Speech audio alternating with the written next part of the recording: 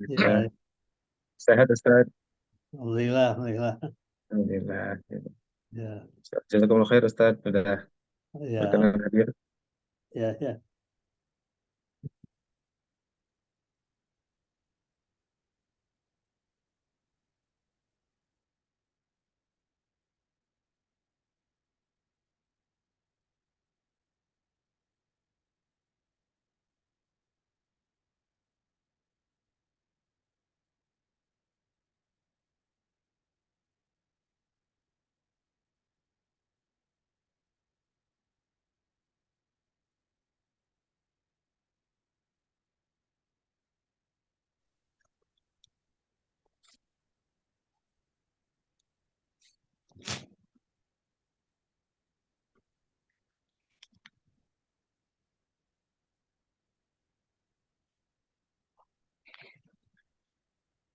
Assalamualaikum Pak Kiai, Ustadz Waalaikumsalam. Asatiz, Ustadz Asep. Wabarakatuh. Punten tadi lagi teleponan sama ini adik. Oh ya, ya.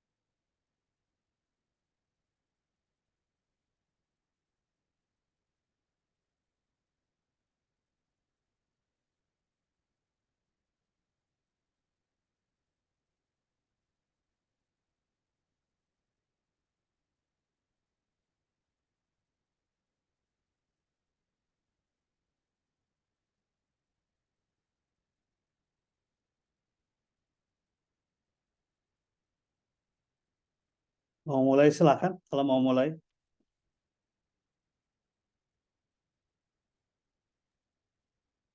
Alhamdulillah Pak Asep sudah hadir nih, Bu Neneng Oh ya, hadir, Pak Khalifah sudah hadir.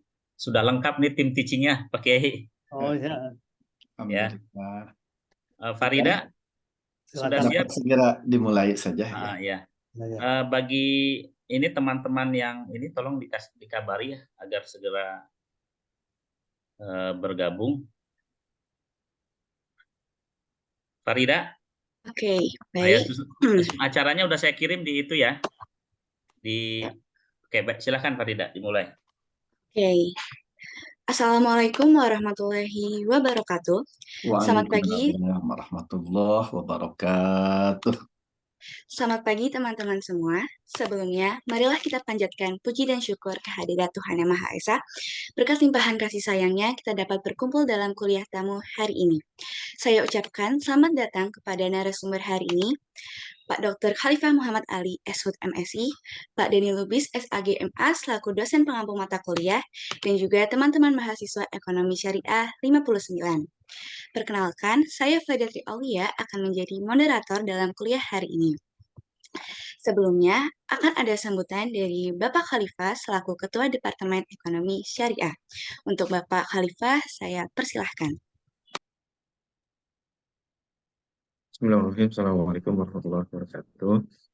Alhamdulillah. Ini kafiran thayyiban mubarakan fi kama yuhibbu rabbuna wa yardah. Sallallahu alaihi wasallam wa barik ala sayyidina Muhammadin wa ala alihi wa ashabihi ajma'in. Kami ucapkan terima kasih yang sebesar-besarnya kepada Ustadz Kiai Haji Profesor Dr. Hidin Hafidudin atas kesediaannya untuk memberikan kuliah ya kepada para mahasiswa, dan juga yang saya hormati tim teaching ya, ada Pak Denny, Pak Asep, Pak Ustazah Neneng, siapa lagi nih ada di sini, sudah semua ya. Ya, mudah-mudahan semuanya sehat dan menurut Allah Subhanahu wa taala, dan juga kepada para mahasiswa ya. Ini adalah kesempatan yang sangat berharga sekali ya, bisa mendapatkan kuliah dari Kiai Haji Prof. Didi Hafidudin. Oleh sebab itu, mari kita simak dengan baik. Insya Allah akan sangat bermanfaat untuk penambahan pengetahuan kita dan juga peningkatan keimanan dan ketakwaan kita kepada Allah Subhanahu wa Ta'ala. Demikian saja mungkin sambutan dari saya. Semoga ya acara berjalan dengan lancar. Wabillahi taufik. Wassalamualaikum warahmatullahi wabarakatuh. Waalaikumsalam. Waalaikumsalam warahmatullahi wabarakatuh.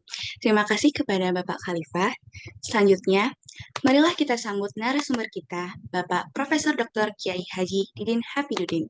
Beliau merupakan dosen Universitas Ibnu Khaldun, Direktur Sekolah Pascasarjana UIK Bogor, Wakil Ketua Dewan Pertimbangan MUI Pusat, Ketua Umum Badan Kerjasama Pondok Pesantren Indonesia, dan juga Ketua Umum Basnas RI pada tahun 2004 sampai 2016. Untuk mempersingkat waktu, saya persilahkan Bapak Didin untuk menyajikan materinya. Terima kasih. Assalamualaikum warahmatullahi wabarakatuh. Waalaikumsalam. Waalaikumsalam. Alhamdulillah wassalatu wassalamu ala Rasulillah wa ala alihi wa sahbihi wa mawala. La haula wa la quwata illa billah. Asyhadu an la ilaha illallah wahdahu la syarikalah wa asyhadu anna Muhammadan abduhu wa rasuluh. Pak Dr. Khalifah yang saya hormati, Pak Dr. Asep Nur Halim, Dr. Deni Lubis, Dr. Neneng, Hajah Neneng yang saya hormati, serta para siswa yang saya hormati. Saya merasa bersyukur pagi hari ini berkesempatan mengingat beberapa tahun yang lalu lagi ya, memberikan mata kuliah agama Islam dan ekonomi syariah. Mudah-mudahan perkuliahan ekonomi syariah di IPB ini akan semakin kuat ya, semakin baik. Sebab IPB ini sekedar ini dulu ya, informasi dulu. Yaitu ternyata penggerak-penggerak ekonomi syariah di Indonesia ini itu adalah sebagian besar alumni IPB.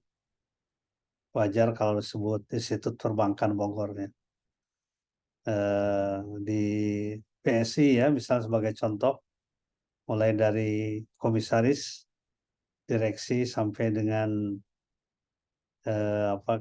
kepala bidang dan lain sebagainya, itu sebagian besar dari IPB. Oleh karena itu maka saya sering menyampaikan ke teman-teman para dosen supaya betul-betul ekonomi syariah itu dikuatkan di IPB yang relatif lebih murni ya. Jadi bukan sekedar pengetahuan tapi juga ruhnya yang kita harapkan, ruhnya. Karena ruh ekonomi syariah itu berbeda dengan ruh ekonomi konvensional. Jadi kita tidak akan smooth ya, tidak akan jalan ketika kita melaksanakan kegiatan ekonomi syariah, tapi kemudian ruhnya ekonomi konvensional. Karena ini dua hal yang sangat bertentangan secara diametral. Ya, jadi sekarang diperlukan sekali di samping pengetahuan yang berkaitan dengan ekonomi, tapi ruhnya, semangatnya, filosofinya, jiwanya, karena sangat berbeda. Ya, di dalam ekonomi konvensional tidak ada ruh tauhid ya, ruh ta'awun ya, ruh sinergi, kolaborasi dan lain sebagainya. Tetapi di dalam ekonomi syariah justru itu dikembangkan. Oleh karena itu maka sebenarnya ekonomi syariah ini ujungnya adalah pembentukan kepribadian muslim yang utuh. Pembentukan akhlak Islam, gaya hidup ya, lifestyle dari kaum muslimin. Karena memang berkaitan dengan akidah, berkaitan dengan syariah, berkaitan dengan akhlak. Kalau kita bicara ekonomi konvensional ya kita hanya bicara fixed return ya, keuntungan yang fix ya. Bahkan bila perlu dengan modal yang kecilnya ingin mendapatkan keuntungan yang sebesar-besarnya. Jadi semangat kapitalistik, individualistik sudah ditanamkan sejak dari awal. Tapi semangat dari ekonomi syariah ditanamkan, yaitu semangat kolaboratif, kerjasama, ya demikian pula semangat saling membantu satu dengan yang lain. Jadi ruhnya ini juga harus dikuatkan, ruh 10 ekonomi syariah dalam setiap mata kuliah agama kuliah ekonomi syariah ini.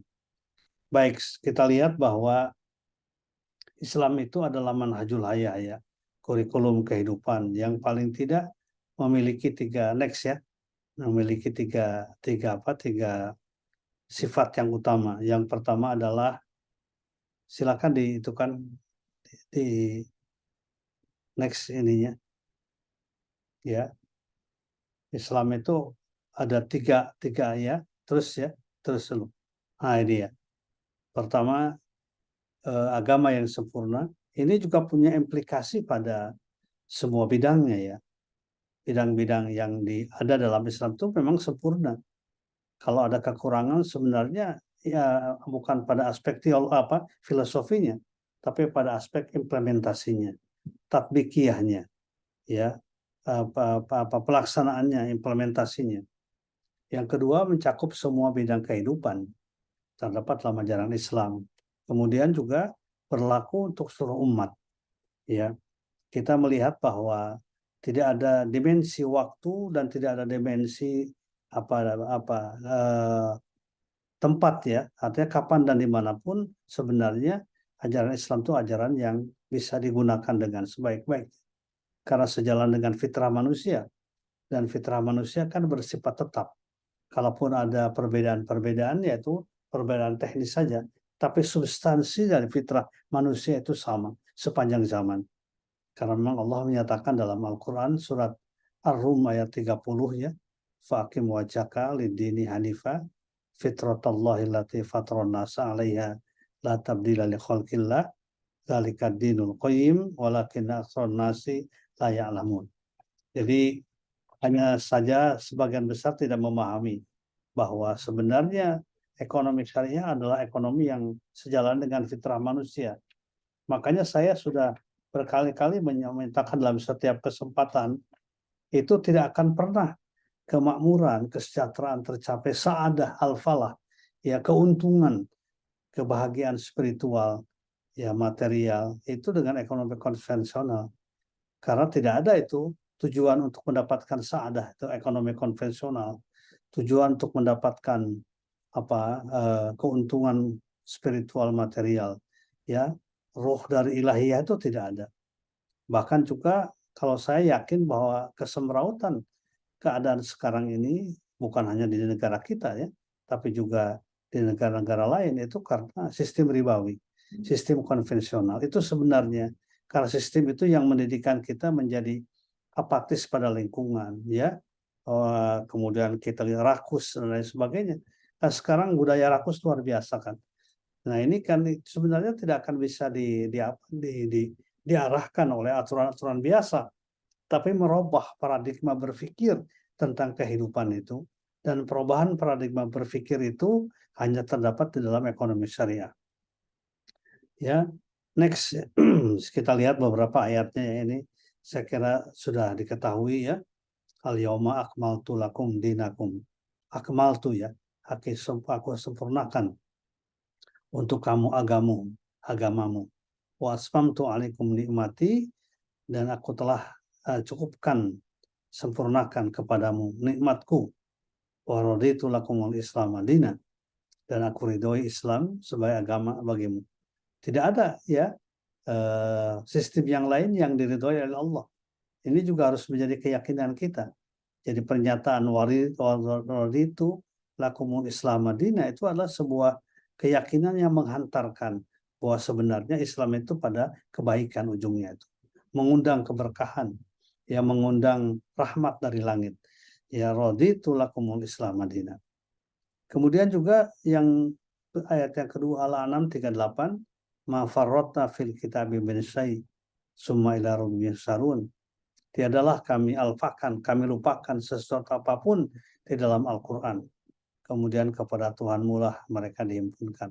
Ya ma farratta fil kitab min syai', meskipun ada yang mengatakan ibadah katanya dalam bidang ibadah, tidak dalam bidang muamalah pun.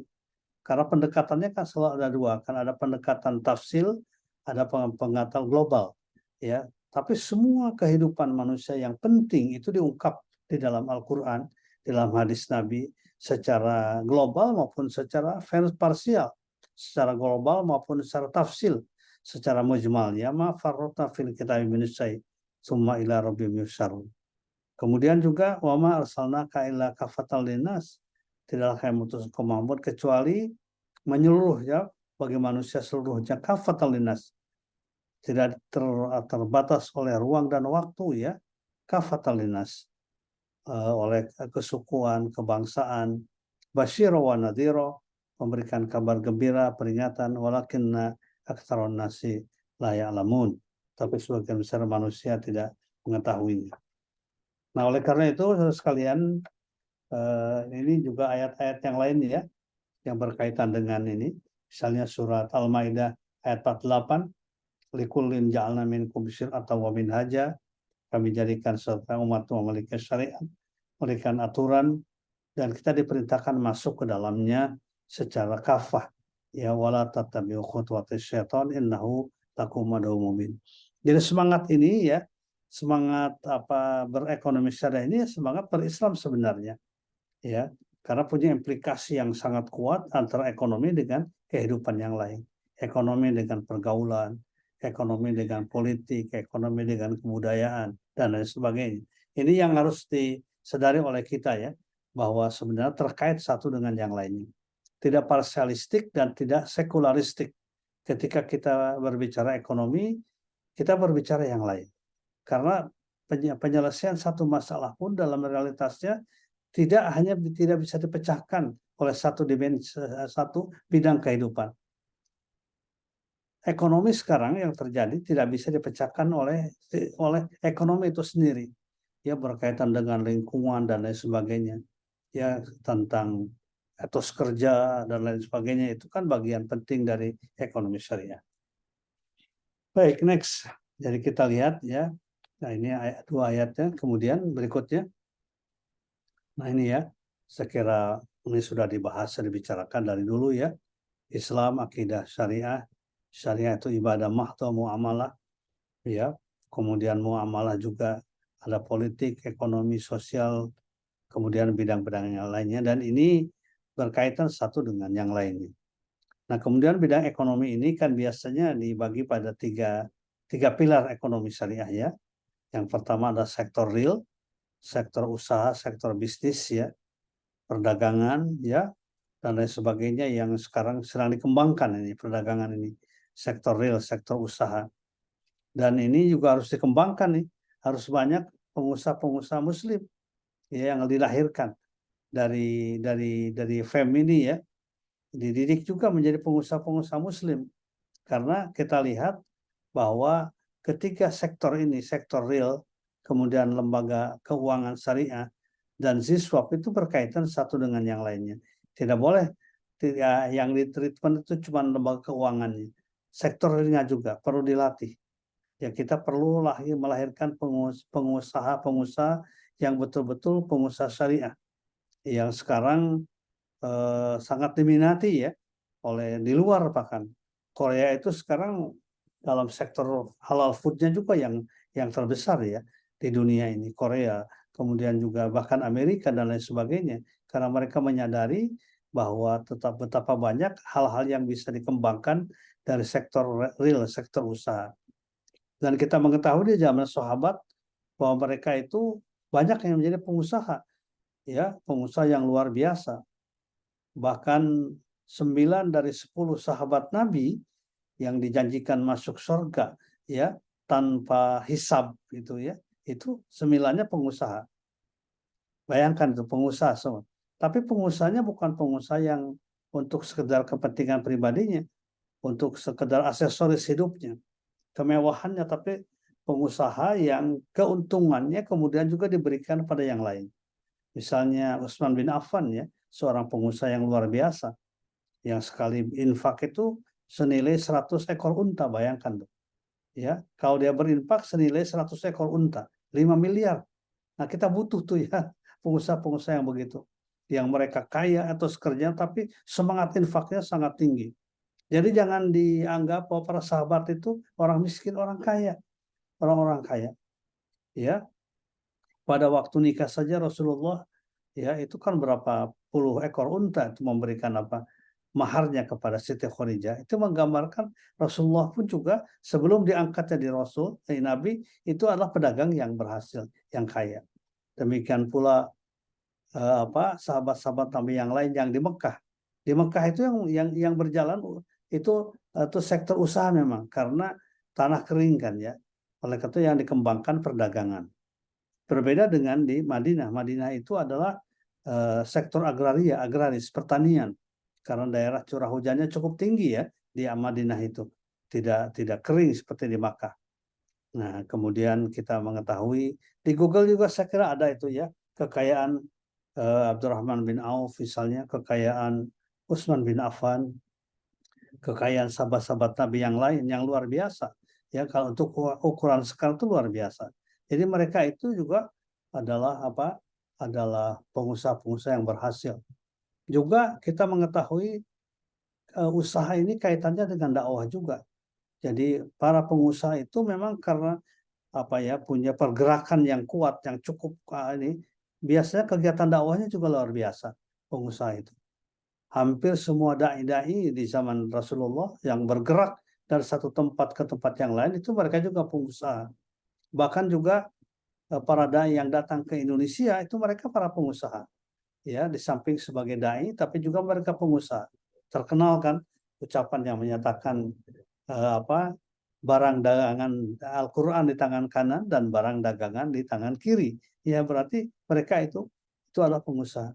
Dan umat Islam di Indonesia pertama-tama itu kan membangun sektor usaha. Kita mengetahui yang dibangun organisasi pertama itu adalah Syarikat Dagang Islam. Ya, Syarikat Dagang Islam itu adalah organisasi yang terdiri dari para pedagang di Pekalongan, di Padang, ya, di Kalimantan dan lain sebagainya. Mereka adalah pengusaha-pengusaha yang luar biasa. Dan ternyata dengan dakwahnya itu kemudian mereka juga melahirkan kekuatan ekonomi. Ya, batik dan lain sebagainya itu kan dari dulu adanya di Pekalongan. Ya, demikian pula di tempat-tempat yang lain. Jadi ada kaitannya dengan dakwah. Jiwa dagang itu cocok itu dengan jiwa dakwah ya, yang bergerak, dinamis, tidak statis ya, dari satu tempat ke tempat yang lain, dari satu negeri pada negeri yang lain. Ya, kita lihat bagaimana dai-dai di zaman Nabi kan ya, setelah Rasulullah wafat itu bergerak, termasuk ke Sulu, ke Filipina, ke Tiongkok ya, ke Asia Tenggara, ke Aceh, ke Jayakarta ya, dan lain sebagainya, sehingga dalam waktu 1 abad itu kan hampir 2/3 dunia disinari oleh ajaran Islam. Siapa mereka itu? Mereka adalah para pengusaha yang mempertahankan hidup, yang berdagang, ya, juga melakukan kegiatan jual beli di samping melakukan kegiatan dakwah. Nah, jadi ini semangat ini perlu dibangun kembali ya. Ya, kita harapkan dari pelajaran mata kuliah ini melahirkan para pengusaha muslim. Dalam sebuah stadium general saya sampaikan pada sebuah kampus ya tentang ini. Bagaimana menjadi usahawan muslim yang sekarang ini menjadi satu keharusan. Kita mengetahui sekarang ini kan perdagangan ekonomi dipegang oleh orang-orang yang tidak pernah sholat, ya, yang tidak pernah berzikir, tidak pernah berjamaah. Makanya yang terjadi kerusakan, menghalalkan segala macam cara. Padahal kan di dalam Al-Quran surat An-Nur ayat 37 itu diungkapkan di situ. Bagaimana pujian Allah kepada sahabat Nabi yang mereka aktif dalam berdagang, melakukan kegiatan ekonomi, tapi juga aktif dalam melaksanakan kegiatan sholat berjamaah. Rijalun la tulhihim tijaratun wala bai'un an dzikrillah wa iqamis sholat wa ita'iz zakah yakhafuna yawman tataqallabu fihil qulubu wal absar. Di masjid itu ada orang-orang yang sibuk dengan bekerja, yang sibuk dengan berusaha, berdagang, melakukan kegiatan ekonomi, tapi mereka tidak pernah lupa untuk melaksanakan sholat berjamaah, kemudian berzikir, kemudian mengeluarkan zakat, infak, dan lain sebagainya. Nah, ini gambaran-gambaran yang terjadi ketika umat Islam mengambil spirit dari agama, ruh dari agama, dan ruhnya itu adalah ruh kebaikan, pergerakan ya kebaikan, tidak menjadi umat yang statis, sehingga di bidang ekonomi pun juga mereka maju. Nah, sekarang tertinggalkan kita dalam bidang ekonomi karena bukan semata-mata persoalan modal, tapi juga apa ya, cara pandang kita yang kurang tepat terhadap kegiatan ekonomi. Jadi para mahasiswa ini juga harus ada yang punya cita-cita ya, cita-cita jadi pengusaha ya. Dari FEM ini, dari apa? Dari Eksar ini, siapa tahu nanti lahir Pak Asep ya, Pak Dr. Asep, ya pengusaha-pengusaha Muslim yang kuat ya, pedagang-pedagang kambing, pedagang-pedagang binatang, ternak dan lain sebagainya, para pengusaha-pengusaha. Nah ini memang harus didorong ya supaya mereka itu memanfaatkan ya peluang untuk berusaha dengan sebaik-baiknya. Baik, next. Nah sekarang filosofinya ya. Jadi kegiatan bisnis dalam Islam merupakan bagian dari sistematika ajaran Islam, yaitu syariah, muamalah, dan muamalah itu mengatur hubungan antara sama manusia. Sekarang kita ke landasan filosofisnya ya. Landasan filosofisnya pertama tauhid. Ini landasan utama ya, ekonomi syariah tauhid. Artinya apa? Aktivitas ekonomi yang dilakukan harus dalam kerangka kepatuhan terhadap ketentuan Allah Subhanahu wa Ta'ala. Tidak hanya bersifat mekanistik dalam alam dan kehidupan sosial. Sifatnya tidak sekedar begitu saja, tapi juga bersifat etis dan moral. Ya, karena ada kaitan dengan tauhid, kaitan dengan kekuasaan Allah Subhanahu wa Ta'ala, kaitan dengan qada dan qadar, ya, dengan Allah sebagai sumber rizki dan lain sebagainya. Jadi tidak bersifat mekanistik semata-mata dalam alam dan dalam kehidupan, tapi juga bersifat etis dan moral. Misalnya tidak boleh menipu, ya, tidak boleh mengurangi takaran dan tambangan. Coba saudara-saudara nanti lihat ayat-ayat yang tentang tidak boleh mengurangi takaran timbangan itu ternyata dikaitkan dengan hari akhir. Wailul lil mutaffifin alladzina idza talu 'alan nasi yastawfun wa idza kaluhum aw wazanuhum yusirun ala yadhunnu ulaika annahum mab'utun. Ya, ini menggambarkan ternyata keterkaitan erat ya antara sistem ekonomi, praktek-praktek ekonomi dengan keyakinan kepada hari akhir, pada hari pembalasan. Ala yadhunnu ulaika annahum mab'utun liyaumin azim yauma yaqumun nasu rabbil alamin. Bayangkan oleh kita padahal dari sistem takar menakar, timbang menimbang, tapi kemudian dikaitkan dengan tauhid, dengan moral, dengan etika, dengan spirit berbuat baik pada sesama dan lain sebagainya ya. Itu yang pertama tauhid. Kemudian yang kedua adalah keadilan dan keseimbangan. Kesejahteraan hidup manusia ditentukan oleh pelaksanaan asas keadilan dan keseimbangan dalam kehidupan. Ya, ya harus adil memang. Sebab ketika keadilan tidak ada, maka tidak akan ada kebaikan, tidak akan ada kesejahteraan, keadilan dan keseimbangan dalam kehidupan. Misalnya pertumbuhan ekonomi harus disertai dengan pemerataan, yang disebut dengan economic growth with equity ya. Jadi pertumbuhan ekonomi harus disertai dengan pemerataan. Jadi ya seimbang gitu, seimbang ya. Satu sisi ekonomi harus tumbuh, tapi sisi lain pemerataan juga harus jelas. Jangan sampai pertumbuhan ekonomi melahirkan kesenjangan, ya. Jangan sampai melahirkan kesenjangan antara yang kaya dengan yang miskin, ya. Kaila yakuna dulatan bainal aghniya minkum, nah ini ya. Al-Hasyr ayat 7. Bayangkan ya, 15 abad yang lalu Al-Quran menyatakan tidak boleh harta itu hanya beredar di antara orang-orang kaya saja di antara kamu.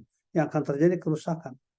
Ya, jadi ya, kalau terjadi disparitas golongan masyarakat, yang kaya semakin kaya, yang miskin semakin miskin, maka akan terjadi kezaliman. Ya, kezaliman itu melahirkan disparitas dalam bidang ekonomi, dalam bidang pendapatan. Ya, biasanya perbedaan pendapat itu tidak menjadi masalah, tapi yang jadi masalah ketika terjadi perbedaan pendapatan. Ya. Nah ini contoh-contoh ya bahwa sebenarnya keadilan dan keseimbangan merupakan sebuah keniscayaan.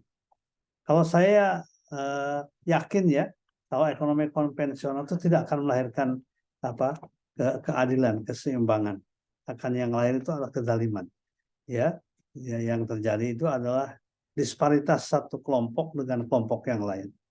Kaila yakuna dulatan bainal aghniya minkum supaya harta jangan hanya beredar di antara orang-orang kaya di antara kamu sekali.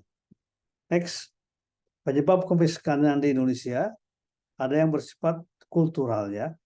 Kan ada 3 kan tidak salah ya. Yang pertama kultural, yang kedua struktural, yang ketiga natural ya. Yang bersifat kultural seperti malas.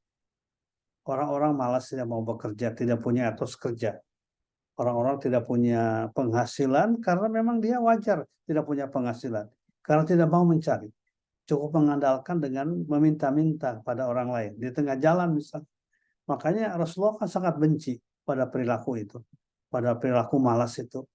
Mengharapkan untuk mendapatkan makan itu dari minta-minta pada orang lain. Sampai digambarkan dalam hadis, orang-orang semacam itu dia tidak akan punya wajah nanti di akhirat. Ini kemiskinan karena kultural, malas ya culture, karena budaya, karena sikap. Ada juga yang struktural ya seperti sekarang kan kita mengetahui banyak undang-undang yang tidak berpihak kepada kaum du'afa.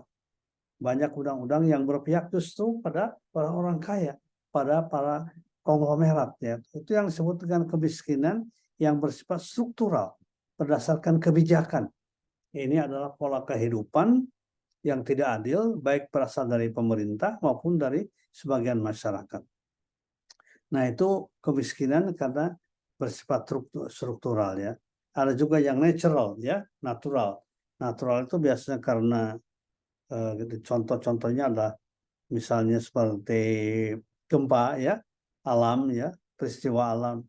Seperti kita lihat di beberapa negara di Libya ya, sekarang ini kan ada banjir bandang ya yang menewaskan dan menghancurkan infrastruktur ya dari Libya, demikian pula Maroko. Di Timur Tengah ini, di Afrika itu sekarang banyak sekali yang berkaitan dengan musibah-musibah ya.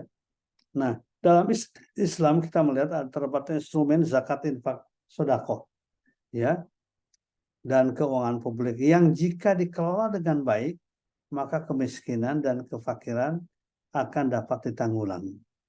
Paling tidak diperkecil ya. Jadi karena apa? Karena ada alat untuk menumbuhkan keadilan dan keseimbangan. Bayangkan tuh dari zakat kalau dikelola dengan baik. Tetapi kalau zakat dikelola secara kelembagaan oleh lembaga yang terpercaya, trustable, ya orangnya orang yang profesional, amanah dan lain sebagainya, ya, literasinya yang kuat dan lain sebagainya, tidak dilakukan secara pribadi antara muzaki dengan mustahik. Kalau dilakukan secara pribadi antara muzaki dengan mustahik, tidak mungkin zakat itu bisa berpeluang untuk menjadi tool untuk mengurangi angka kemiskinan. Angka kemiskinan bisa didekati dengan pendekatan zakat ketika zakat itu dikelola oleh kelembagaan.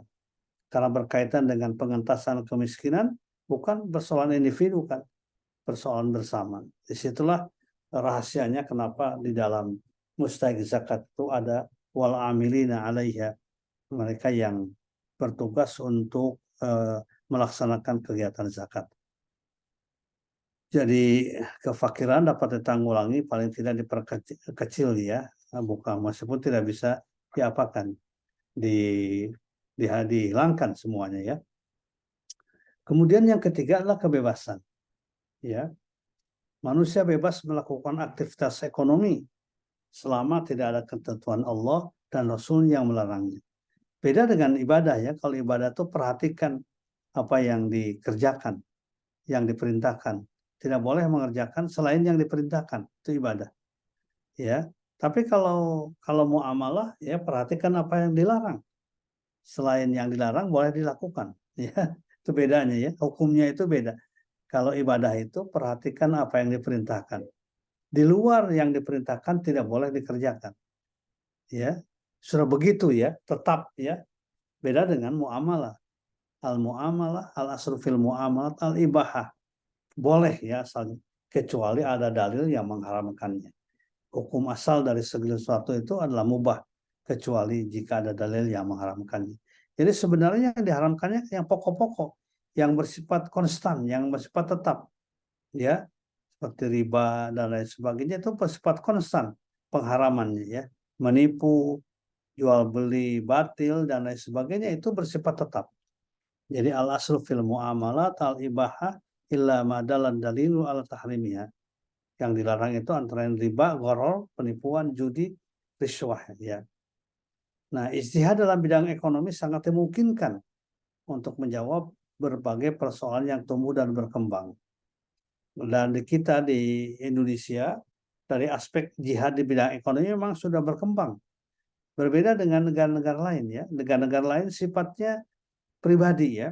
Ulama-ulama terbuka, mufti-mufti yang sifatnya pribadi memutuskan itu. Kalau di kita dewan ya, dewan. Artinya ijtihad kolektif, bukan ijtihad individual. Ada yang disebut dengan Dewan Syariah Nasional. Yaitu adalah para mujtahid yang sifatnya kolektif yang melakukan kegiatan ijtihad di bidang ekonomi, di bidang perbankan, asuransi, pembiayaan dan lain sebagainya. Itu sangat memungkinkan ijtihad yang dilakukan secara kontinu, secara terus-menerus ya. Next, yaitu kebebasan. Kemudian yang keempat, amanah dan pertanggungjawaban. Ya, amanah is the soul of religion. Ya, amanah itu adalah nyawa dari agama. Ya, jadi tidak ada ladina liman la amanah talahu. Ya, tidak ada agama buat orang yang tidak amanah.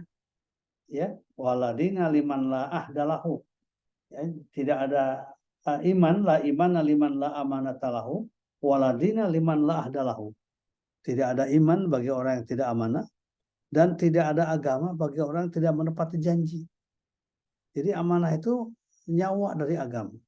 Jadi kalau orang tidak amanah ya dia sama dengan orang yang tidak punya nyawa, tidak hidup ya. Jadi amanah is the soul of religion, nyawa dari agama. Rasulullah bahkan menyatakan al-amanatu tajribur rizqa. Amanah itu akan menarik rezeki, akan menjadikan kita kaya. Ketika kita amanah, maka pasti ujungnya adalah kekayaan. Ya. Tetapi ketika khianat, wal khianatu tajribul faqra. Khianat itu menarik kefakiran. Walaupun pada mulanya orang khianat itu dengan korupsinya misalnya dia kaya, tapi kayaknya sifatnya sementara, tapi ujungnya kefakiran. Ya, wal khianatu tajribul faqra, dan khianat itu akan menarik kefakiran. Ya, amanah tajribul rizqa wal khianah tajribul faqra.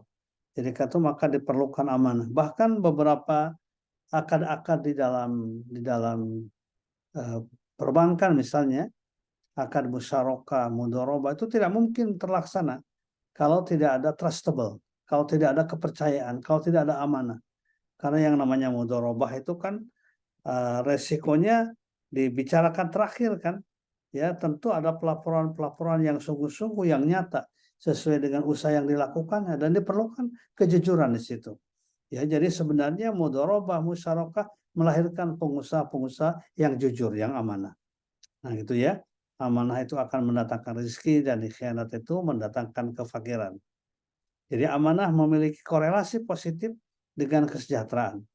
Sedangkan khianat memiliki korelasi juga yang positif dengan kemiskinan. Jadi orang yang amanah pasti akan sejahtera. Orang yang khianat pasti akan miskin. Jadi satu dalil sebenarnya ini. Jadi kalau para pejabat banyak yang khianat, maka ujungnya adalah miskin. Ya, negara ini akan menjadi negara miskin. Tapi kalau amanah, maka bangsa ini akan menjadi negara yang kaya. Itu memang satu kepastian ya. Rumus-rumus kehidupan itu yang diungkapkan di dalam Al-Quran maupun dalam hadis Nabi. Al-amanatu tajribur rizqa wal khianatu tajribul faqra. Kemudian amanah memiliki pengertian jujur ya, adil ya, dan lain sebagainya yang berkaitan dengan itu. Ya, tidak merugikan orang lain dan tidak merusak tatanan kehidupan. Amanah. Nah, kemudian pertanggungjawaban. Apa maksudnya pertanggungjawaban? Pertanggungjawaban itu melihatnya bahwa segala aktivitas manusia bukan sekedar dipertanggungjawabkan di dunia, akan juga diminta pertanggungjawabannya oleh Allah SWT di akhirat kelak. Ya, itu arti pertanggungjawaban. Jadi aktivitas yang kita lakukan bukan sekedar dipertanggungjawabkan di dunia, akan tapi juga diminta tanggung jawab oleh Allah di akhirat kelak. Coba kita lihat hadis ini ya. Lan tazula qadama abdin yaumal qiyamah hatta yus'ala an arba'in. Ya. Tidak akan mantap gitu kedua kaki seseorang pada hari kiamat nanti hatta yus'ala an arba'in. Sehingga ditanya tentang 4 hal. Apa yang akan ditanya itu nanti? Kita ini semua akan ditanya. An umrihi fima aflah. Tentang umurnya, tentang usia, untuk apa kita habiskan usia ini. Wa an sababihi, tentang masa muda kita, masa yang semangat ya, masa yang yang menjadi peluang, kesempatan untuk berbuat menambah pengetahuan, akan ditanya kalau kita tidak manfaatkan. Wa an sababi fima ablah, tentang masa muda akan ditanya, dia dipergunakan untuk apa. Nah, kemudian wa an malihi min aina iktasabah wa fima anfaqah. Kalau tentang harta itu akan ditanya 2 hal. Pertama, bagaimana cara mendapatkannya, cara mengusahakannya, dan bagaimana cara memanfaatkannya. Nah, inilah bedanya konvensional dengan keuangan syariah. Kalau lembaga keuangan syariah, itu 2 hal yang diminta tanggung jawab. Bagaimana cara mendapatkannya, income-nya, bagaimana cara outcome-nya, memanfaatkannya gitu ya. Nah, di konvensional hanya bagaimana cara mendapatkannya. Cara memanfaatkan diserahkan pada masing-masing. Mau dihabiskan sehari gaji sebulan silakan. Mau 2 hari silakan. Tidak akan diminta tanggung jawab menurut filosofi dari ekonomi konvensional. Tapi dari filosofi ekonomi syariah itu akan dipertanggungjawabkan. Dipergunakan untuk apa? Walaupun itu harta kita, hasil usaha kita, tapi akan diminta tanggung jawab. Wa fima anfaqah, dan dipergunakan untuk apa? Wa an ilmihi madza amila bihi, tentang ilmu pengetahuan dipergunakan untuk apa. Jadi ini yang membedakan, ini mendasar ya, perbedaan min aina iktasabah wa fima anfaqah, perbedaan antara ekonomi syariah dengan konvensional. Iya, itu yang berkaitan dengan pertanggungjawaban. Nah, kemudian berikutnya adalah saling menolong, yang kelima, at-ta'awun filosofinya, dan saling menanggung beban. Ya, di dalam kegiatan ekonomi juga kan begitu ya, mudharabah misalnya atau musyarakah. Ya, filosofinya kan profit and loss sharing. Profit and loss sharing itu kan sebenarnya ta'awun, saling menanggung beban. Meskipun dalam pelaksanaannya ya banyak yang hanya mau profit saja, loss-nya tidak. Ya, itu memang, makanya saya katakan di awal, ruh ekonomi syariah itu harus ditanamkan juga. Kalau usaha bersama ya keuntungan, kerugian itu kan harus menjadi tanggung jawab bersama. Misalnya sekarang mudharabah. Kalau mudharabah kan ada 2 ya. Ada mudharib ya, ada sahibul mal. Kalau sahibul mal ya, misalnya bank katakanlah gitu ya. Kemudian yang mau beli uang ya. Kalau mudharib misalnya pengusaha. Nah, ketika terjadi kerugian ya, bukan karena kerugian kesengajaan ya, bukan karena kelalaian, misalnya karena karena kondisi usaha yang sedang tidak bagus, misalnya situasi kondisinya, dan seperti kemarin dalam COVID ya, banyak kan pengusaha-pengusaha yang kemudian merugi. Nah, bagaimana cara membagikan ininya ya, kerugiannya? Misalnya gini, misalnya ya, kerugian yang berkaitan dengan keuangan modal ditanggung oleh bank, ditanggung oleh sahibul mal. Sedangkan kerugian yang berkaitan jasa, yang berkaitan upah misalnya, ya itu ditanggung misalnya oleh mudharib. Nah, begitu ya contohnya. Ya bisa saja nanti pertanggungjawabannya berbeda, tapi intinya yang namanya profit and loss sharing ditanggung bersama dengan sistem nisbah. Bukan dengan angka-angka yang pasti, tetapi dengan sistem nisbah. Karena angka yang pasti tidak boleh ya. Seperti dengan persentase misalnya tidak boleh. Karena persentase itu kan biasanya fixed return. Sedangkan yang namanya mudharabah, musyarakah itu bukan fixed return ya. Berbagai keuntungan, kerugian yang menjadi inti transaksi dalam kegiatan ekonomi syariah. Jadi oleh karena itu maka kegiatan tetap ada saling tolong menolong, ada saling menanggung beban. Bahkan dalam bidang asuransi ada yang disebut dengan dana tabarruk. Dana tabarruk itu kan dana yang diberikan secara sukarela. setiap orang yang menjadi polisnya itu dia punya ada dana yang disisihkan untuk tabarruk. Nah, untuk yang mengcover kerugian-kerugian yang lain. Oleh karena itu, kegiatan ekonomi dalam Islam di samping untuk kepentingan pendapatan, keuntungan usaha, tetapi juga untuk kepentingan bersama. Itu filosofinya yang menurut saya yang tidak boleh diapakan, yang tidak boleh dilupakan filosofi kita. Jadi oleh karena itu maka sebenarnya filosofi ekonomi syariah ini akan melahirkan kebaikan secara bersama-sama. Landasannya adalah ayat Al-Qur'an ya, wa ta'awanu 'alal birri wat taqwa wa la ta'awanu 'alal ismi wal udwan. Saling tolong-menolong kalian atas kebaikan dan ketakwaan, dan jangan saling tolong-menolong pada dosa dan permusuhan. Ya. Next. Nah, itu ya ayatnya surat Al-Maidah ayat 2 yang berkaitan itu. Nah, kemudian berikutnya adalah ya, ini adalah menguatkan yang tadi prinsip dasar fikih ibadah dan muamalah. Muamalah ya. Next itunya. Muamalah, nah ini ya. Fikih itu sisipannya dua ya, muamalah bagian dari fikih, ibadah juga sebagian ada yang bersifat fikih. Mengatur hubungan antara sama manusia, muamalah semua boleh dilaksanakan kecuali yang jelas dilarang. Ya, mengatur hubungan manusia dengan Allah semua tidak boleh kecuali yang diperintahkan. Jadi tidak boleh ada yang baru dalam ibadah itu. Ya, contohnya dari awal ya begitu ya. Sampai sekarang, sampai di masa mendatang juga begitu. Ya, kalau ekonomi syariah kan bagian muamalah semuanya boleh dilakukan. Ya, kecuali jelas ada larangannya. Itu prinsip ekonomi syariah, termasuk prinsip dalam bisnis ya, selalu begitu.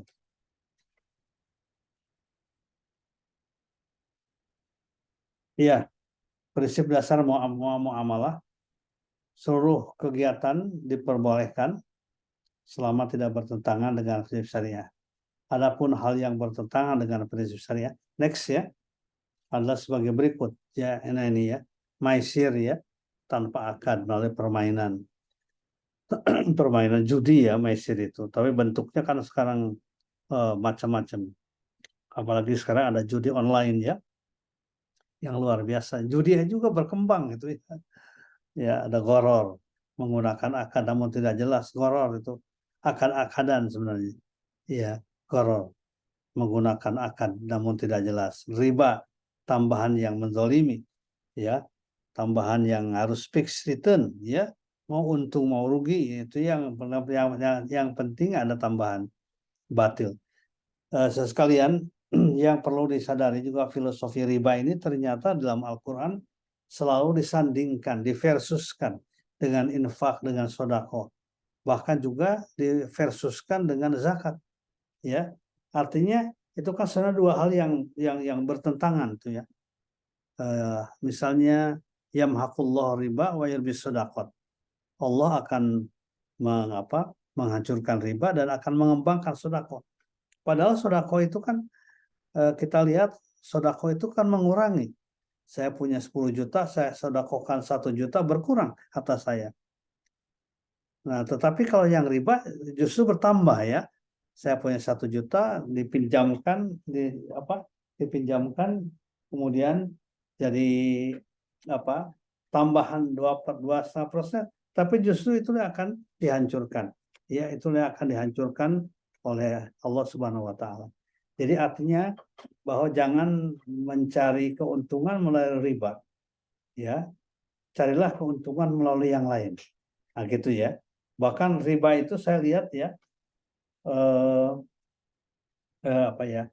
di dalam Al-Qur'an surat Al-Baqarah 278 279 itu sampai riba itu dijadikan jarimah yang Allah sama dengan jarimah atau dosa besar yang seolah mengajak perang dengan Allah. Nah gitu ya. Fa illam taf'alu fa'dzanu biharbi minallah wa rasuli.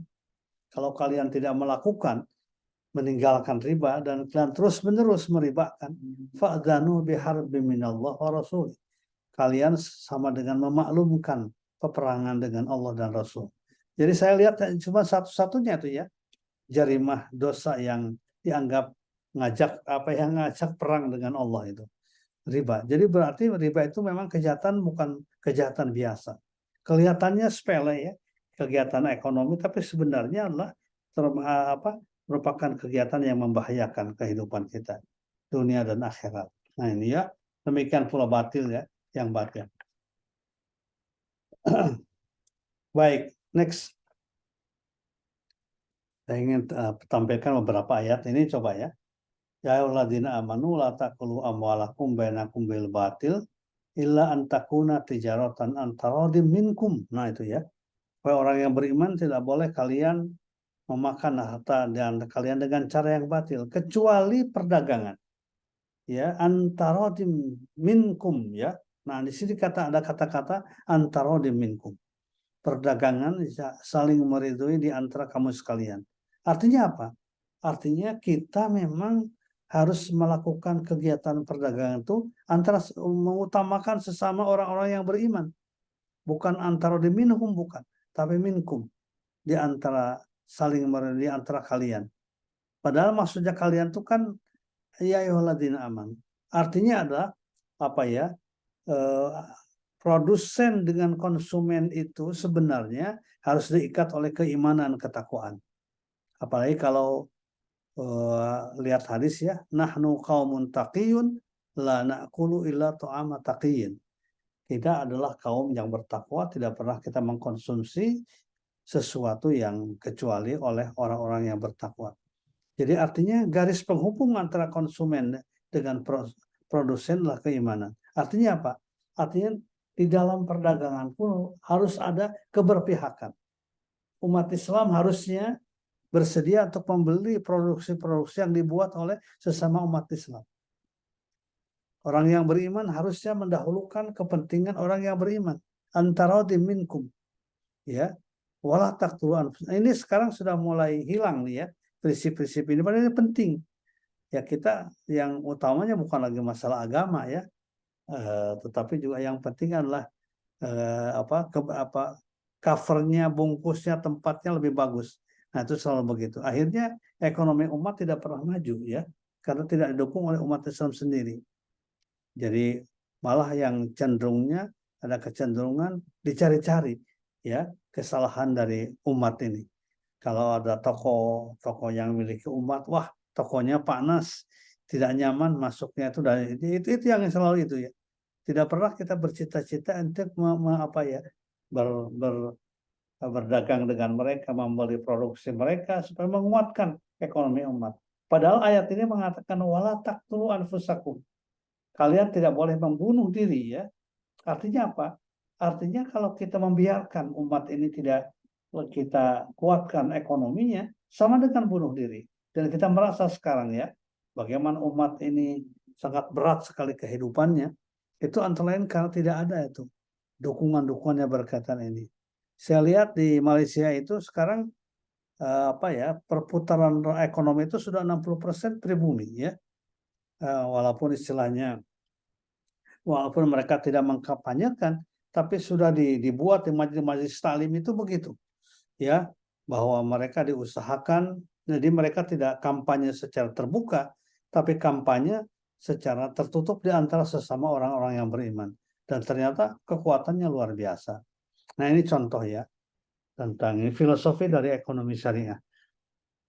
Ya ayyuhalladzina amanu la taqulu amwalakum bainakum bil batil illa an takuna tijaratan an taradin minkum wa la taqtulu anfusakum innallaha kana bikum rahima.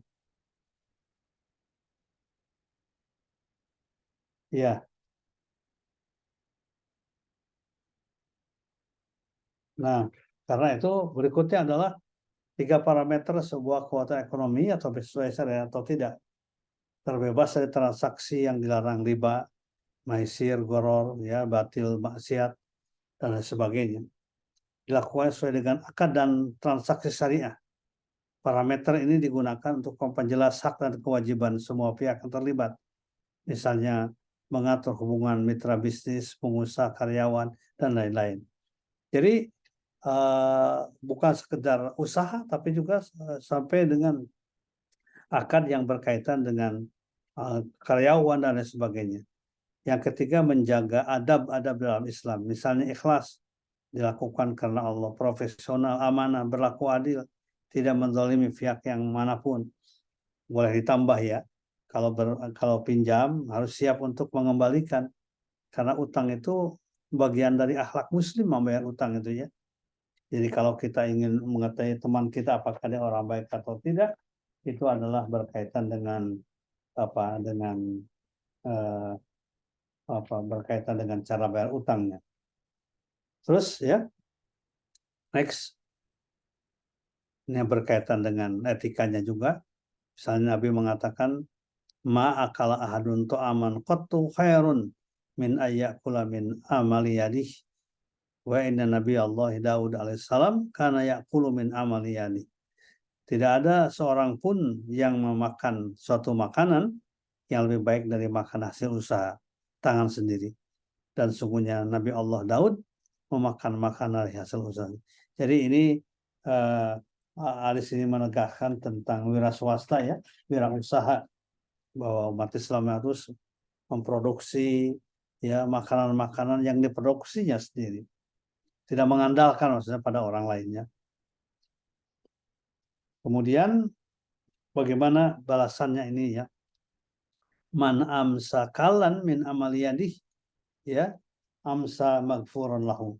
Barang siapa yang waktu sore duduk kelelahan karena pekerjaan yang dilakukannya, maka ia dapatkan sore tersebut dosa-dosanya diampuni oleh Allah Subhanahu wa taala. Jadi ini yang berkaitan dengan etika ya, dengan akhlak. Kita kerja keras itu ternyata menghasilkan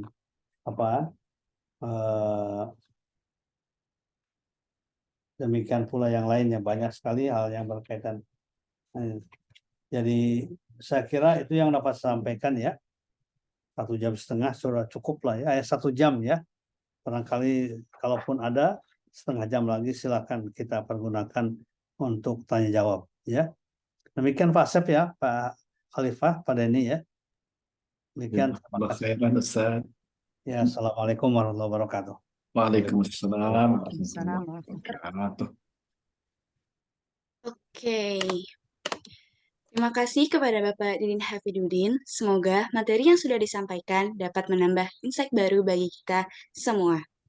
Selanjutnya akan ada sesi tanya jawab. Untuk sesi pertama akan ada 4 penanya. Bagi teman-teman yang ingin bertanya, dapat raise hand lalu menyebutkan nama dan kelompoknya. Baik, saya persilahkan teman-teman yang ingin bertanya. 1, 2, 3. Oke, di layar aku udah ada Laras, Alban, Nafis, dan juga Muhammad siapa ya? Sebentar. Muhammad Fatin. Oke, bisa dimulai dari Laras. Baik, terima kasih Farida udah kasih kesempatan aku untuk bertanya. Perkenalkan, nama saya Larissa dari kelompok 5. Izin bertanya, untuk zakat sendiri, bagaimana hukumnya zakat yang diperoleh dari harta maksiat, seperti misalnya orang ini kaya banget tapi hasilnya dari usaha hiburan malam.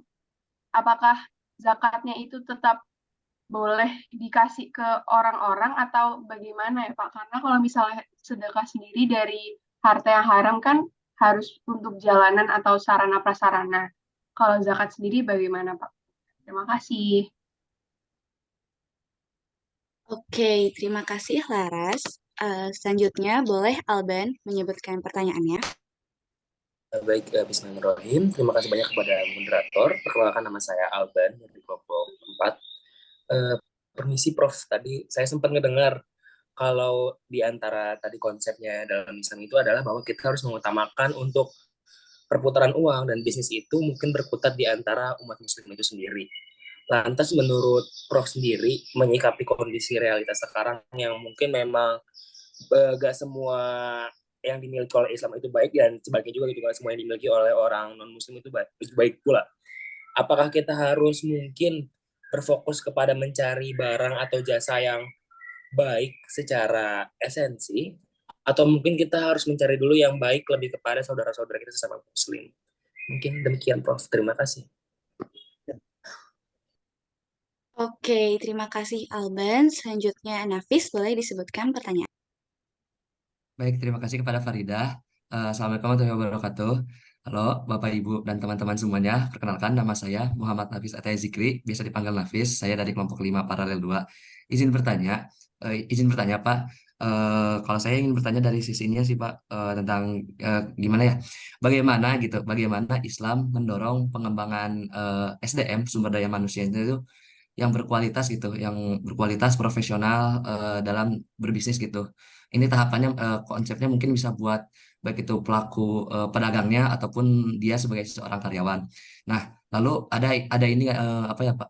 Lalu ada ini nggak Pak, strategi-strateginya gitu untuk meningkatkan kesejahteraan dan kinerja para karyawan gitu Pak yang bekerja. Nah, sekian, terima kasih. Ya, Oke, terima kasih Nafis. Boleh Fatin disebutkan pertanyaannya? Ya, bismillahirrahmanirrahim. Assalamualaikum warahmatullahi wabarakatuh. Waalaikumsalam warahmatullahi wabarakatuh. Selamat pagi Bapak dan Ibu dosen semuanya serta teman-teman sekalian. Perkenalkan, nama saya Muhammad Fatin Muyasar dari kelompok 3. Izin bertanya Pak, berhubungan dengan ekonomi Islam dan bisnis Islam, pastinya tentunya kita memiliki kewajiban untuk membayar zakat ya ketika kita memiliki harta. Nah, pertanyaan saya mungkin mengenai dengan bisnis Islam, Pak. Ketika kita memiliki suatu bisnis, suatu perusahaan besar, nah, apakah pembayaran zakat malnya itu dihitung dari keseluruhan harta yang dimiliki oleh perusahaan yang kita miliki itu, atau harta yang kita pegang sendiri gitu, Pak? Karena kan ada beberapa orang yang mungkin investasi gitu ya, investor dari perusahaan satu, perusahaan dua, dan dia tidak memegang satu perusahaan aja gitu, Pak. Nah, itu dihitung dari kepemilikan harta di perusahaannya atau kepribadiannya, harta pribadi yang dipegang olehnya gitu. Karena yang di perusahaan juga termasuk kehitung dari harta yang dimiliki oleh orang tersebut. Mungkin sekian, Pak. Terima kasih. Assalamualaikum warahmatullahi wabarakatuh. Waalaikumsalam. Waalaikumsalam. Oke, mungkin untuk Bapak Didin, saya rangkum pertanyaannya. ya. Satu pertanyaan dulu ya Pak ya. Jadi yang pertanyaan pertama adalah hukum zakat yang diperoleh dari kegiatan maksiat itu bagaimana sih Pak? Jawabannya tinggalkan maksiatnya. Atau bicarakan zakatnya ya. Karena zakat itu bukan menjustifikasi perbuatan yang salah. Dia tadi contohnya klub malam ya. Saya kan nggak apa-apa bikin klub malam karena saya berzakat, itu tidak boleh. Justru zakat itu adalah untuk membersihkan harta yang kita dapatkan, income yang kita dapatkan yang bersih, yang sesuai dengan syariah. Jadi bukan untuk membersihkan sesuatu yang salah ya. Misalnya saya korupsi ya, 1 miliar misalnya, kemudian untuk membersihkan korupsi saya zakat, tidak boleh. Tinggalkan korupsinya. Berikan uang korupsi itu, kembalikan ke negara misalnya. Baru jadi zakat itu sekali bukan membersihkan harta yang kotor, tapi zakat adalah membersihkan harta yang bersih yang didapatkan dengan cara bersih, agar jangan sampai pada harta kita ada hak orang lain. Jadi difahami ya tadi siapa yang bertanya, Laras ya. Jadi Laras itu bahwa zakat itu bukan membersihkan harta yang kotor, bukan. Hasil korupsi dikeluarkan zakatnya, korupsi lagi misalnya, karena sudah bersih, dibersihkan lagi, bukan. Justru zakat itu menjadikan usaha kita lebih bersih, sehingga betul-betul jauh dari hal-hal yang diharamkan. Itu zakat. Makanya zakat itu ujungnya akan menimbulkan kesejahteraan. Sodako itu menimbulkan kesejahteraan. Ketika kita memang mendapatkannya, income-nya itu min aina iktasaba, memang dapatkan dengan cara yang benar. Ya. Bahkan kalau saya sih harus ditutup itu perusahaan-perusahaan begitu. Cari menjadi pengusaha-pengusaha yang lain, baru berzakat. Jadi zakat itu disampaikan setelah memperbaiki usahanya, ya. Itu yang pertama. Yang kedua, gimana yang kedua tuh? Oke, yang kedua dari Alban, lebih baik mendahulukan membeli dari bisnis yang memang bagus atau lebih baik mengutamakan membeli yang dari bisnis umat muslim? Seperti itu, Pak. Ya, jadi intinya kita itu harus ada keberpihakan. Kenapa umat Islam itu bisnisnya kurang maju? Karena tidak ada keberpihakan dari umat Islam. Umat Islam yang jumlahnya itu sekarang 80% lebih kan tidak punya keberpihakan kecuali kelompok-kelompok yang kecil yang sedikit. Jadi kalau berpihak misalnya, saya yakin akan banyak nanti pengusaha-pengusaha Muslim yang punya produksi atau barang-barang yang lebih baik dibandingkan dengan yang non Muslim. Jadi tapi keberpihakan dulu. Nah, sekarang itu keberpihakan yang tidak ada. Seolah-olah kebaikan itu hanya pengusaha mereka. Umat Islam tidak bisa usaha produksinya kurang baik. Padahal intinya bukan di situ. Intinya adalah tidak ada keberpihakan dari umat Islam. Nah, yang perlu kita bangun sekarang keberpihakan. Kalau kita mau beli, misalnya gini ya, kemarin dengan teman-teman dari BPKH ya, Badan Pengelola Keuangan Haji, saya sampaikan, coba BPKH ini sebagai lembaga yang mendapatkan amanah ya, menyimpan uang haji masyarakat, coba dipikirkan sekarang supaya keperluan haji itu atau jamaah umroh itu berasal dari umat Islam. Kenapa sih yang namanya sejadah itu selalu dari Tiongkok misalnya? Padahal tidak lebih baik. Kenapa tidak dari Tasik? Ya, made in Tasik. Apa malu kita membuat bahasa made in Tasik? Kenapa yang namanya sandal itu mesti dari mana? Dari Prancis, dari mana-mana. Kenapa tidak made in Cibaduyut misalnya? Ya, padahal Cibaduyut itu kan pengusaha Muslim. Jadi yang penting keberpihakan. Kalau kualitas itu saya kira tidak kalah umat Islam itu. Tapi perlu didukung. Pengusaha-pengusaha kecil ini perlu didukung. Dan ekonomi syariah sejatinya adalah ekonomi yang mendukung keberpihakan. Pengusaha-pengusaha kecil. UMKM misalnya, ketika UMKM diberikan kesempatan, luar biasa. Saya pernah mengikuti pameran ya di NTB ya. Yaitu pengusaha Muslim UMKM yang akan disebarkan keluar, diekspor ya. Itu ternyata itu kurang ternyata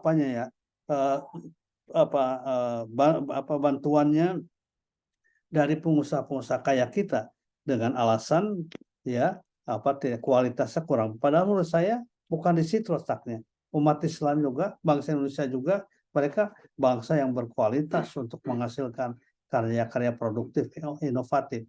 Tapi diperlukan keberpihakan. Ini kan dari pemerintah sudah kurang berpihak, dari pengusaha Muslim sudah kurang berpihak, jadi akibatnya juga tidak berpihak.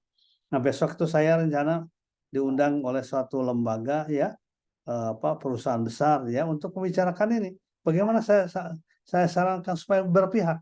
Keberpihakan perlu dibangun ya. Karena di situ esensi kemajuan itu. Ya, kekuatan itu di situ, keberpihakan. Illa antakuna tijaratan antarodim minkum. Ya. Jadi ketika kita akan membeli produksi atau menjual satu produk ya, maka perhatikan oleh kita siapa nih pemiliknya. Ya. Kalau sudah itu nanti baru kita bicara masalah kualitasnya. Begitu ya. Jadi itu dulu, keberpihakan dulu, baru kemudian kita bicara kualitasnya. Oke, selanjutnya ada pertanyaan dari Nafis, Bapak. Bagaimana Islam itu mendorong perkembangan sumber daya manusia yang berkualitas dan profesional? Terus juga gimana sih strategi untuk meningkatkan kinerja para karyawan? Iya, ya. Pertama, kalau lihat Al-Quran ya, paling tidak ada 2 ya kriteria seorang pengusaha pekerja yang SDM yang baik. Itu dalam surat Yusuf ya, ayat 55. Nah, di situ dikatakan ij'alni ala khazainil ardi inni hafizun alim. Ya, jadikan aku sebagai orang yang mengendalikan logistik gitu ya, katakanlah kalau sekarang, karena aku punya 2 sifat, hafizun alimun. Hafizun itu artinya amanah, terjaga. Ya, bisa memelihara, pandai menjaga amanah. Alimun profesional, punya keahlian di bidangnya. Nah, andaikan 2 itu saja ya, dua kekuatan watak dari pengusaha, karyawan, pegawai dan lain sebagainya itu terdapat, maka saya kira hasilnya akan maksimal. Itu ternyata kan ayat itu berkaitan dengan timnya Nabi Yusuf ya. Ketika akan terjadi kemarau di Mesir. Mesir kan daerah agraris ya, karena ada Sungai Nil di tengah itu. Dan ketika kemarau panjang, itu bisa dibayangkan apa yang akan terjadi. Dan ternyata walaupun kemarau panjang, tapi bisa diatasi. Persyaratannya dua. Hafizun bisa menjaga, memelihara amanah, dan yang kedua alimun, profesional ya. Jadi itu pokoknya. Dan ternyata hafizun itu didahulukan karena ternyata amanah itu sesuatu yang lebih sulit ketimbang profesional. Profesional itu bisa ditreatment dalam waktu singkat, 3 bulan training, short training ya. 6 bulan orang bisa jadi profesional. Tapi menjadi orang yang punya integritas, ya amanah itu diperlukan pembiasaan, contoh, suri tauladan dan lain sebagainya. Ya, jadi saya kira itu yang pertama. Yang kedua, dari pengalaman dulu waktu saya menjadi ketua Basnas, ya, ketika ada seorang direktur BUMN menanyakan pada saya dalam sebuah kajian bahwa bagaimana kira-kira Pak untuk meningkatkan etos kerja dari karyawan kita. Saya bilang coba Bapak wajibkan zakat, buat SK yang mewajibkan zakat supaya setiap karyawan yang sudah gajinya masuk kategori nisab maka dipotong langsung. Ternyata betul. Iya, ternyata betul. Dengan dipotong zakatnya, etos kerjanya kuat. Ya, lembaga itu menjadi lembaga yang baik, yang selalu mendapatkan juara pertama di BUMN itu, ya perusahaan-perusahaan itu. Kenapa? Karena etos kerja dari karyawannya luar biasa. Salah satu penyebabnya ya, di samping ditegakkan keadilan dan sebagainya, kejujuran, juga ada diwajibkan zakat. Diwajibkan. Sehingga Pak Dirutnya itu mengatakan ketika mewajibkannya, diwajibkan dipotong langsung, dan bagaimana yang tidak bersedia silakan datang ke Dirut. Coba bayangkan tuh. Bukan siapa yang bersedia, tapi siapa yang tidak bersedia dipotong silakan datang ke Dirut. Mana ada orang yang mau. Dan pernah saya saksikan ya ada yang datang kemudian mengatakan bahwa saya harus berzakat 250.000. Nah kemudian apa yang terjadi? Oleh Dirutnya itu diberi uang 250, ini uang dari saya buat kamu keluarkan zakatnya. Pada malu kan. Sampai sekarang itu tuh, sampai sekarang ya. Itu terbaik kerjanya dan lain sebagainya. Itu karena diitukan. Coba kalau diwajibkan zakat kita yakin ini kan, makanya perlu ada itu ya terobosan-terobosan ini para pimpinan, para pejabat itu. Jangan dari itu ke itu aja ya, tidak pernah berpikir yang baru yang diakui dalam Islam. Padahal kan Islam itu adalah manhajul hayat, kurikulum kehidupan. Baik, yang terakhir tadi siapa ya? Dari Fatin, Bapak, pertanyaannya, ketika memiliki bisnis, zakatnya itu dari keseluruhan harta perusahaan yang dimiliki atau harta pribadi? Ya, begini, prinsipnya zakat itu udah al-milkul tam. Al-milkul tam itu artinya kepemilikan yang sudah sempurna. Artinya terserah yang punya harta, bukan harta yang terkait dengan yang lain. Oleh karena itu maka di perusahaan juga kalau setiap akhir tahun itu perlu dihitung tuh mana yang menjadi utangnya, biaya produksinya, dan berapa keuntungannya. Baru keuntungan bersih itulah dikeluarkan zakatnya. Dikeluarkan zakatnya itu ada 2 cara. Bisa langsung sebelum dibagikan katakanlah keuntungannya kepada nasabah atau kepada karyawan, ya di-pool dulu misalnya zakatnya. Misalnya keuntungan 1 triliun, keluarkan dulu zakat 1 triliun. Baru setelah zakatnya keluarkan, itu kemudian dibagikan, ya berdasarkan kepemilikan saham misalnya. Atau zakatnya disuruh disalurkan secara pribadi, silakan. Ya, tapi kebanyakan perusahaan-perusahaan besar itu memilih yang pertama. Ya, memilih yang pertama artinya zakatnya dikeluarkan perusahaan. Contoh saya di BSI ya, saya sebagai pengawasnya. Itu kita anjurkan zakatnya itu ya sebelum dibagikan ya. Jadi makanya zakatnya kan besar. Sekarang saja zakatnya aja sekitar hampir 200 miliar. Zakatnya bayangkan ya. Padahal zakatnya cuma 2,5%. Jadi bisa dilihat keuntungannya ya. Berapa? Kenapa? Karena memang dikeluarkan sebelum dibagikan supaya jelas ya. Nah gitu. Cukup ya, Pak Denny ya cukup ya saya kira. Baik. Jazakumullah Pak Kiai. Saya kira demikian. Terima kasih. Assalamualaikum warahmatullahi wabarakatuh. Waalaikumsalam warahmatullahi warahmatullahi wabarakatuh. wabarakatuh. Ada penyerahan sertifikat sama dokumentasi ya, Ustaz. Oh ya silakan. Oke, baik. Dikarenakan waktu yang terbatas, sesi tanya jawab saya cukupkan. Selanjutnya, ada penyerahan sertifikat kepada narasumber kita, Bapak Profesor Dr. Kiai Haji Didin Hafidudin. Tim dokumentasi, apakah sudah siap? Sudah. Oke. Baik, mungkin boleh kita foto dulu ya, Bapak. Saya izin screenshot. 1, 2, 3. Oke. Boleh sekali lagi, Bapak? Ya silakan. Oke.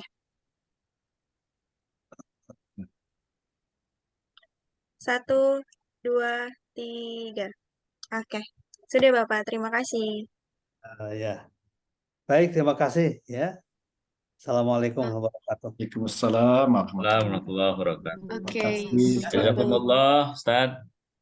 Di luar ya. Ya. Oke. Pak Asep mungkin ada yang mau disampaikan, silakan. Sama Pak Halifah. Baik, terima kasih kepada Pak Kadep dan Bapak Ibu tim pengajar yang sudah hadir. Terima kasih juga kepada teman-teman yang dengan khusyuk mengikuti perkuliahan. Semoga mendapat ilmu yang bermanfaat. Kita beruntung sekali teman-teman mendapat dosen tamu Kiai Didin Hafidudin. Beliau ini orang tua kami, orang tua kita, dosen-dosen di IPB. Rata-rata murid beliau bukan hanya kita yang di ekonomi syariah, tapi di IPB secara umum ya. Dulu beliau dosen IPB, home base-nya di IPB, dosen pendidikan agama Islam, dan sampai melahirkan ekonomi syariah. Saya melihatnya ekonomi syariah itu salah satu warisan beliau di IPB.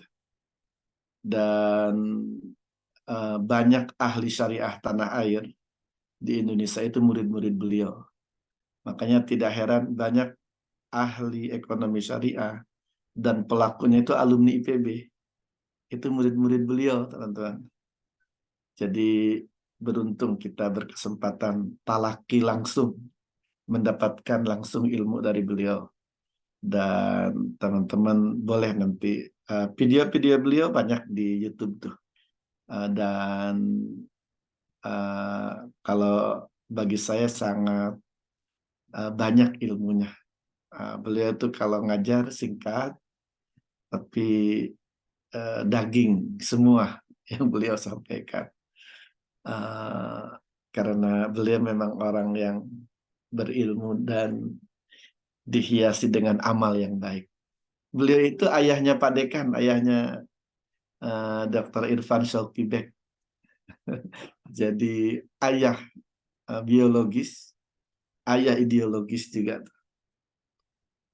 Itu saja Pak Denny. Satu lagi Pak Asep terkait dengan ujian gimana nih? TS. Apa mau usulan Pak Kadep supaya ujiannya lisan gimana Pak Kadep? Bagus tuh, pasti mahasiswa pada senang itu kalau ujian lisan. Silakan Pak Kadep, gimana Pak Kadep? Bagus. Saya setuju. Ya, Tinggal saya Pak Kadep nih. Saya mengusulkan saja, selanjutnya silakan mungkin Pak Koordinator mata kuliah untuk menentukannya. Allahu Akbar, semangat teman-teman. Jadi insya Allah nanti ujiannya lisan ya, temanya 2. Pertama baca Al-Quran, ya. Yang kedua pemahaman ayat terkait dengan tema-tema yang disampaikan, misalnya tentang etika bisnis, gitu ya. Nah, nanti apa namanya? Mungkin semua tim teaching di sini juga ada Bu Neneng, masih ada Bu Neneng? Nah, ikut nguji ya. Karena kalau hanya satu dosen kayaknya kali 50 mahasiswa itu terlalu lama ya Pak Asep ya. Iya, betul. Nah, mungkin nanti apa namanya dibantu sama asisten juga ya terkait baca Al-Qur'annya seperti itu ya. Kan, Nanti insya Allah kan materi yang diujikan juga nggak terlalu banyak, kan cuma semua ya, ayat dan hadis tentang ekonomi syariah kan. ya, Kita ya, cek hafalannya dan bacaannya, pemahamannya. Cuma itu doang. ya, Nggak betul. banyak insya Allah. Ya Pak Kadep, setuju ya Pak Kadep ya? Ya, sangat setuju. Karena gini teman-teman, yang menjadi learning outcome utama dalam filosofi ekonomi syariah ini adalah memastikan bahwa semua teman-teman itu memiliki kemampuan dalam membaca Al-Quran, ya. Membaca Al-Quran, jangan sampai ada mahasiswa ekonomi syariah IPB yang belum bisa baca Quran dengan baik. Gitu. Itu salah satunya. Jadi kita harus menguji dengan secara lisan. Gitu. Ditambah dengan hafalan, ya. Tentu tidak mesti 30 juz ya, tapi paling enggak hafalan yang berkaitan dengan ayat-ayat ekonomi syariah, ya. Karena kita kuliah di ekonomi syariah dan termasuk juga dengan makna dan kandungannya. Saya kira ini ada beberapa teman yang sudah hafal Quran 30 juz ya, alhamdulillah, mungkin nanti juga bisa bantu ya. Fatin kalau nggak salah sudah hafal 30 juz tuh Ustaz. Pernah juara MTQ tingkat provinsi untuk yang 10 juz ya. Luar biasa, ini mungkin bisa memberikan apa namanya apa ya namanya tambahan ya, atau bimbingan juga kepada teman-teman yang belum. Begitu ya Fatin ya. Ini amanah nih buat Fatin nih.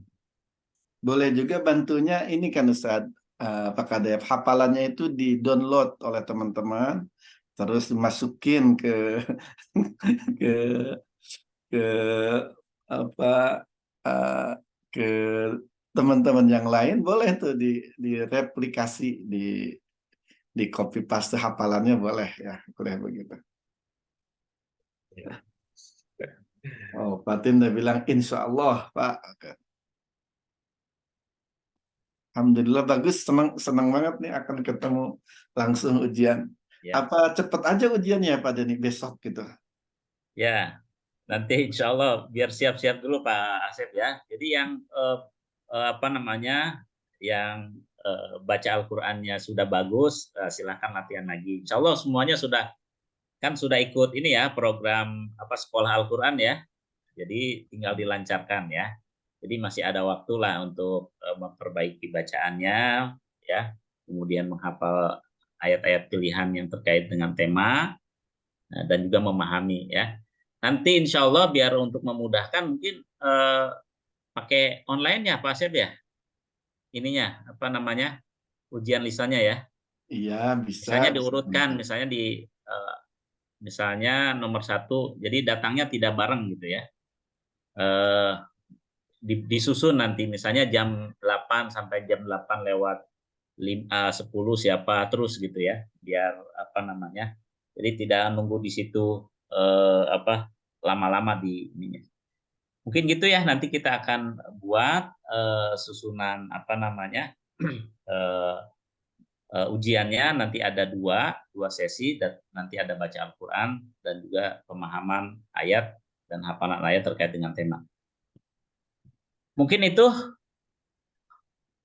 Pak Asep, Pak Kadep, Pak Halifah, Bu Neneng, ya teman-teman sekalian, selamat belajar dan mudah-mudahan ilmu yang dipelajari bermanfaat buat kita semua dan bisa diamalkan. Silakan Farida untuk ditutup. Baik, Alhamdulillah kuliah tambah hari ini telah selesai. Semoga apa yang disampaikan Pak Didin, mulai dari materi dan juga tanya jawab, dapat bermanfaat bagi kita semua. Saya ucapkan terima kasih banyak kepada Bapak Didin, Pak Khalifah, Pak Asep, Pak Denny, dan juga Bu Neneng, dan juga teman-teman sekalian. Demikian kuliah tambah hari ini, saya sebagai moderator, mohon maaf jika ada kesalahan. Terima kasih. Wassalamualaikum warahmatullahi wabarakatuh. Waalaikumsalam warahmatullahi wabarakatuh. Waalaikumsalam Terima kasih warahmatullahi semuanya ya. wabarakatuh. Teman-teman yang Terima kasih Bapak Ibu. panitia dan banyak Bapak Ibu. Terima kasih teman-teman. Terima kasih. Assalamualaikum warahmatullahi wabarakatuh. Izin live, Pak.